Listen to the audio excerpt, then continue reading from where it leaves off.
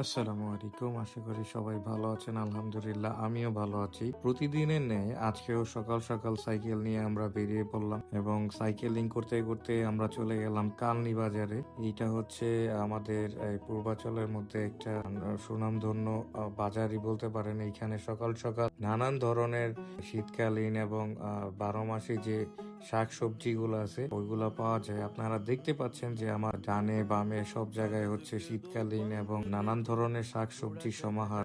আর এছাড়াও এইখানে আছে নানান ধরনের মাছের সমাহার, যেমন চিংড়ি মাছ, কাতল মাছ, রুই মাছ, পাঙ্গাস মাছ, আরো নানান ধরনের শাকসবজি।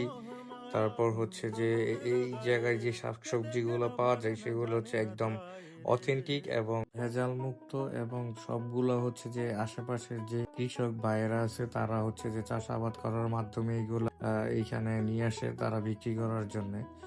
আর এইখানে সব ধরনের হচ্ছে যে একদম সার মুক্ত, যেটাকে বলে ভেজাল মুক্ত শাকসবজি পাওয়া যায়। তো আজকের ভিডিও এই পর্যন্তই। আশা করি ভিডিওটি ভালো লাগবে। ভালো লাগলে অবশ্যই লাইক কমেন্ট শেয়ার করবেন।